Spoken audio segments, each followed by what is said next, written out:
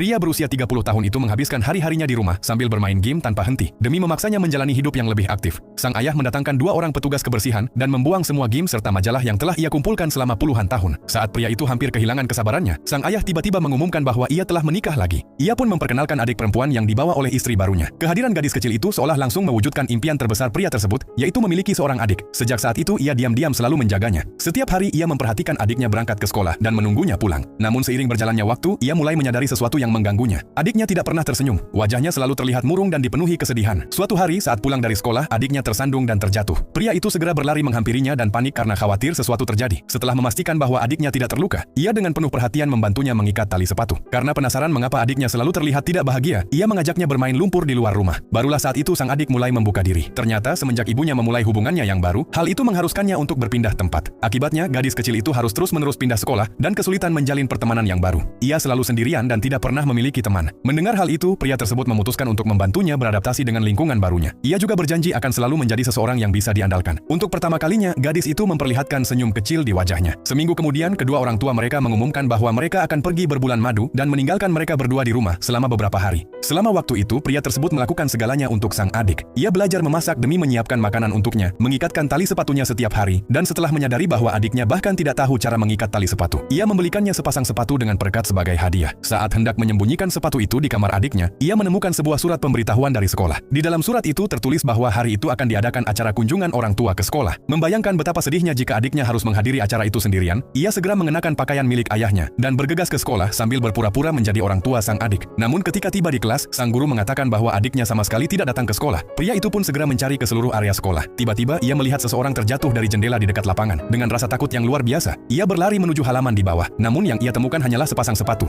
Tak lama kemudian, adiknya tiba-tiba muncul dari belakang dan dengan santai mengatakan bahwa ia hanya tersandung. Gadis itu kemudian mengambil kembali sepatunya dari tangan sang kakak. Ketika pria itu mencoba mengikatkan tali sepatunya lagi, ia menyadari sesuatu. Adiknya ternyata sudah bisa mengikat tali sepatunya sendiri. Sejak hari itu semuanya berubah. Adiknya menjadi lebih ceria, selalu tersenyum, nafsu makannya meningkat, dan ia mulai memanggilnya dengan sebutan kakak dengan penuh kasih sayang. Pria itu sama sekali tidak mengerti apa yang sebenarnya telah terjadi. Namun ia merasa ada sesuatu yang berubah, dan sepertinya hanya dirinya yang menyadari hal itu. Hingga suatu hari ia melihat dengan mata kepalanya sendiri bahwa adiknya diserang oleh seseorang yang membawa pedang. Tanpa berpikir panjang, ia langsung menjatuhkan penyerang itu, lalu berlari sambil menggendong adiknya. Namun, mereka justru tertabrak sebuah truk yang melaju dengan kecepatan tinggi. Saat terbangun, ia mendapati dirinya sudah berada di rumah dalam keadaan selamat. Adiknya duduk di sampingnya tanpa luka sedikit pun, seolah-olah tidak pernah terjadi apa-apa. Ia pun memanggil nama adiknya dan bertanya, apakah ia masih adik yang sama seperti sebelumnya? Gadis itu hanya tersenyum dan menjawab, tentu saja. Lalu seolah ingin membuktikannya, ia berbalik dan berlari keluar rumah. Ia mengatakan kepada ibunya bahwa bajunya hanya robek karena bermain. Namun jawaban itu justru semakin menguatkan tekad pria tersebut untuk mengungkap kebenaran yang sebenarnya.